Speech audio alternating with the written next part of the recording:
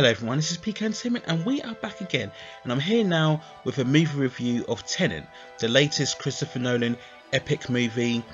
Christopher Nolan, of course, there's always going to be a lot of hype and anticipation around his movies following the great run of movies that he's had, from the Dark Knight trilogy to Inception to Interstellar, Dunkirk, and he really is now the A-list director, if there was ever such a thing now, of a director who can sell a movie primarily on his name alone. So there's always been a great excitement whenever his next film arrives. And also we've had the narrative, of course, because this is the first big major blockbuster to be released in cinemas since the COVID-19, which really brought the movie industry to a standstill. It's of course recently opened in most international markets, but it won't open in the US until the 3rd of September. Because of the release schedule that I've just explained, this will be a non-spoiler review, so I will not be revealing any specific details that could be deemed as spoilerific in this review. So the setup of Tenet, we are in a modern day setting. We begin with a special agent played by John David Washington. There isn't actually a name for this character, most notably in this movie. He's essentially assigned with a task to track down a villain who looks to potentially cause World War III by using technology where the future can communicate with the past. This idea of time inversion, where you can use certain objects to communicate from the future to one's past self, and that one's past self can use that knowledge then to manipulate and turn events as they seemingly wish and use it to their own advantage. And over the course of the movie, we get certain characters involved, much more delving into the concept of the time inversion technology, which is known as Tenet. We get the stakes of what the time technology means and the effects and the ramifications that it can cause on a worldwide scale if used in the wrong hands. So what was good about Tenet? In terms of the cinematography, everything looked fantastic. This is really something we expect from Christopher Nolan, and one of the major reasons why, as I explained before, he is really the A-list director of Hollywood. He's a director who doesn't like to use CGI, green screen. He likes to shoot on location. Everything here, from the city scenes, go to all these very exotic locations. We have all the scenes where we're sailing and we're on the boat, and it all looks fantastic on it. Really, it's just great to see such a major budget production being shot on actual film, being shot on actual location. It just gives it just much more of a primal and realistic feel to it, as opposed to shooting on CGI or green screen where everything has a more synthesized look. So that's all fantastic. All the scenery looks fabulous on here. The action sequences are shot really well, and I think over time Nolan has actually improved as an action director in terms of his editing and his fight choreography. If you go back to most notoriously the Dark Knight trilogy, in all three films he wasn't as adept in shooting hand-to-hand combat, fight choreography. The editing in those movies was very quickly shot, quickly cut, so it's very difficult to make out what's going on. But here in Tenet, the fight scenes for the most part are shot really well. It's coherent, you can make out what's going on here. Everything, again, because of his cinematography, everything is brightly shined and lit and shot very well. Most of the action takes place in the daytime, which is always a plus, so you can clearly see and visualize everything that's going on. Some of the fight sequences are very well intricate and the way they're staged, and because we're dealing with this whole concept of time inversion and things reversing back in time, he does the trick where a lot of the fight sequences are played back in reverse. That's not too spoilerific because we knew that from the trailer and the concept of the movie. And for the most part, it's an effect that really works. It's not really jarring. You can make out, you can determine the fact that when we see these sequences of explosions being reversed, of people walking or running backwards, or we get these fight sequences in stairways or corridors and we see certain objects going back in time, certain punches and kicks being reversed back in time, it all looks very coherent, and I think it's something of a wonder, I guess, something very inventive, and it's very clever the way they stage this scene. So I think it's an element that can keep you engaged for certain parts of the movie. All of the actors on here produce very competent and fine performances. John David Washington, as we all know, is the son of the famous actor Denzel Washington. He's fine in this role as the protagonist, as he's named in this film. His character is very slick, he's very tough, he's very confident, he's very resolute on he thinks quickly on his feet, he's very sharp, he's very resourceful in knowing what to do, and he's very conscious of making sure that people aren't hurt and trying to save lives. So this is the character, yeah, that was very fine as the lead role.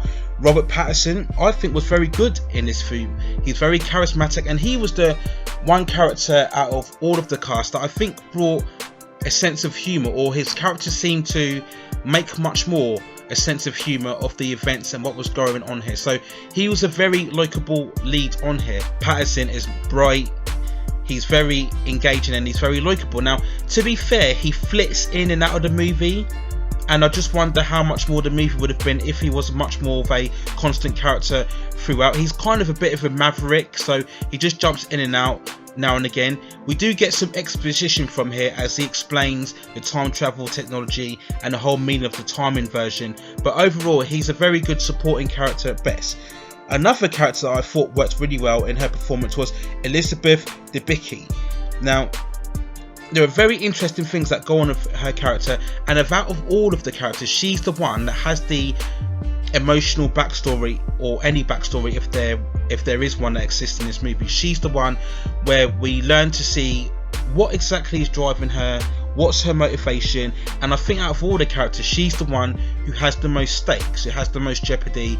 If certain events happen, if certain characters are allowed to get away with what they get away with, she's the one who suffers the most. So I think she did very well throughout, and she's also very tall. If you look at her in comparison to all the other male actors, she towers above them in terms of her height. I just thought that was a bit striking and observant when I saw her in the scenes. But no, she's great in all the scenes on here, and her character is one that really goes through the most struggle, or goes through the most torment throughout the movie on here. There are quite intense scenes regarding her character, and I think Elizabeth played that role really well. We also have Kenneth Branagh, who is the antagonist, fair to say. I think that's not too spoilerific, because again, we know that from the sense of the trailers and the plot synopsis that's released on here. So he's the villainous presence in this role. He did okay. Sometimes his performance goes a bit off, and he doesn't quite gain control fully over the character. I'll talk about that in the bad section of this movie, but for a short while he was a presence, and I think his accent worked, and there was a bit of a menace, and actually his character did provide the movie which much needed suspense and peril and jeopardy and tension. There is a lot of conception and ideas that the film wants to present and really try and challenge the audience. Now, I'll talk about that later on, where I don't think the film followed through on those concepts and ideas, but it's always good to have a film that at least wants to attempt to have some sort of substance behind all the visuals and the cinematography and the action. So I will always admire a film that will have higher aspirations or have higher ambitions. Now, what didn't work about Tenet? Now, unfortunately, there is quite a bit on here, and I think there's a lot to do with the lack of execution and the lack of engagement within this movie that I think really brought it down quite a bit. So first off, I want to talk about the film's narrative. Now, it really is all over the place. I mentioned before about the film being bold and wanting to introduce new concepts and ideas, which is great, but if those concepts and ideas aren't really followed through, if the film doesn't press on with those concepts and really look to draw a resolution and give the audience some sense of meaning to what those concepts mean and why it's introducing those concepts in the first place, and more importantly, make those concepts pivotal to the story. Okay, so whatever the characters go through, whatever locations they visit, whatever characters they engage with, every single plot development throughout the movie should be tied to whatever concepts or ideas that the movie presents. And it presents the whole idea of time inversion and time travel and communication with the future at the beginning, but for some reason throughout the movie those ideas get really lost. It kind of almost forgets what it's doing. In terms of its concept, it forgets about the ideas that it presents. You'll have characters come in and they'll give exposition here or there, they'll give the odd sentence here or there, but then it just never follows through, and after a while we're forgetting about that and we're getting involved in car chases, in boat chases, in big planes exploding. It almost seems like there's we're at odds here with two different movies. On the one hand, we've got very much of a international spy espionage thriller on here, and on the other hand, we've got a science fiction conceptually driven movie, and the two elements, they never mesh together. The pacing of the film, it's at really at unrelenting pace, and there's a couple of reasons why for this. And again, if you're going to have big ideas and big concepts, it's actually the quieter scenes that are more important. But Tenet just hits the floor running straight away with this huge kind of bombastic opening sequence. I think it runs for about 5 to 10 minutes, and it never really lets its foot off the gas. Now, there isn't an action sequence every 2 minutes, no, but there is just a constant editing, a constant pace, and more notoriously, a constant use of the soundtrack, which is really another negative on here. Now, the music itself sounds good, and it's by the composer Ludwig Göransson. Now, we know that normally the consistent collaborator with Christopher Nolan in his movies is Hans Zimmer, but Ludwig Göransson shares the same tendencies and the same tones and the same synthesized score, the chorus, very booming scores of Hans Zimmer. But the problem you have is that the music is so loud, it drowns out any dialogue, and a lot of the time it drowns out any character moments or potential character moments within the film itself. It's very hard to attach to any character when half the time you can't even hear what they're saying, because the music is just constantly there, just booming. Yes, it just gets drowned out a lot. The plot, the narrative is really all over the place throughout the music and throughout the editing and throughout the action. Deep down, maybe Nolan and the scriptwriters knew that they weren't able to follow fully through with the concepts that they were presenting. So maybe by having this over audio and over soundtrack and excessive action sequences, they will kind of make the audience forget about the conceptual ideas, but at the same time keep them engaged by thrusting all this action and pyrotechnics at us. And yet the music and the audio was just too loud. What also doesn't help this movie is the lack of emotional engagement. There is no emotional core to these characters. The only character that has any sort of backstory, as I mentioned before, was the character played by Elizabeth Debicki, but everybody else, it kind of just feels functional, like they're just there for the background. Like John David Washington, okay, he has a certain stiffness about him, but again, there's no backstory to him, there's no depth, there's no motivation as to, or reason as to what's driving him, what's really pulling him through, why is he taking all these chances, why does he take on these assignments. We don't get any feeling or personality with him. Robert Pattinson has a lot of charisma, yes, as I mentioned before, but again, there's no depth to him. He's kind of just there in and out. He's kind of just there just to give moments of levity or moments of humour.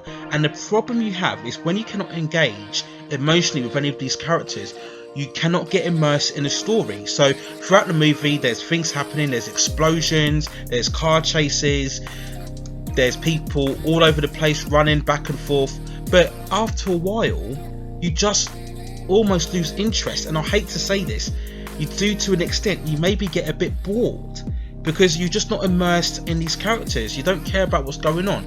It's one thing to have groundbreaking concepts and new ideas, but if you don't care about those ideas, if you don't care about the characters going through those concepts and ideas, then I'm sorry, the film's going to fail. And for me, after a while, I just found the movie less and less engaging, less and less competitive. Regardless of all the subject matter about time travel and time inversion, it just wasn't engaged enough. Unfortunately, in Tenet, I didn't care about any of the characters in this movie, and that really hurt the film in the long run.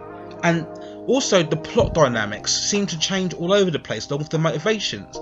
Without being spoilerific, 1 minute we're talking about World War III, then we're talking about algorithms, then we're talking about plutonium, then we're talking about precious objects that we have to find, and after a while you're sitting there, and along with the fact that everything's getting diluted through the music and the action, the overlong action scenes, and after a while I just lost that engagement. It is very similar to the third act within Inception, but the difference is Inception, with its lead character, gave you that emotional backstory. So for all the plot mechanics and the conceptual ideas and the supporting characters throughout that movie, you were constantly engaged because we had an emotional attachment to Leonardo DiCaprio's character.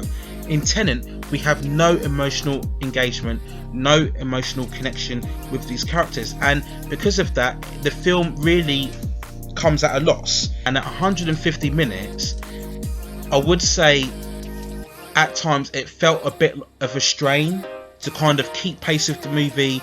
To me, it seems like a case of Nolan had all of these ideas and all of these concepts, but didn't want to follow them through. There's a good 30 minutes at least of spectacle towards the final climax, and I think that easily should have been trimmed in half, and we should have got more time with these characters, more quieter moments, a toning down of the audio, and much more concentration on the actual concepts, which are very interesting to begin with, but they don't follow through and they seem to get forgotten about throughout the rest of this movie. So if I had to give an overall score for Tenet, I would give it a 6.7 out of 10. Great cinematography, great direction, competent performances from all of the actors, high level production, very sophisticated, but too many times the concept and the ideas are really all over the place. They lack a focus, they lack really a concentration, and coupled with the fact that the audio is just too high at times, drowning out any potential for exposition or character development or character dynamics, along with elongated action sequences. I just think it ruins the potential for this movie, and it could have been something special, but I just think there's a chaotic and an incoherent feel amongst many of the elements that really should have elevated higher. So I don't think this is his worst film. There are just major issues with the narrative, with the storytelling, with the soundtrack, and with the plot that stopped Tenet from becoming a great film and a truly triumphant return to cinema that I think a lot of people were hoping it to be. So those are my thoughts on Tenet. Let me know what you think in the comments below. As I said, I probably will do a spoiler review later on, but I won't upload it until the movie comes out in the US and everybody's had a chance to see it. Therefore, I won't be the person on the internet that's spoiling the movie for everybody else to enjoy. So let me know what you think in the comments below. If you've seen this movie, do you think it's a triumph return to form for Christopher Nolan? Do you think it's amongst his best movies? Do you think it's a masterpiece, as I'm seeing with some reviews? Or do you think it's a confusing mess and much more care should have been taken with the plot and the mechanics of the storyline? And do you think, actually, I'll probably say this for another video, but do you think Christopher Nolan should actually, for his next project, concentrate on a much more smaller, intimate story and perhaps work a bit more on engaging more personality into his characters and engage in much more of an emotionally impact story rather than a conceptually driven one? But let me know what you think in the comments below. That's it for now. Take care of yourselves, stay at safe distances, and I will see you very, very soon.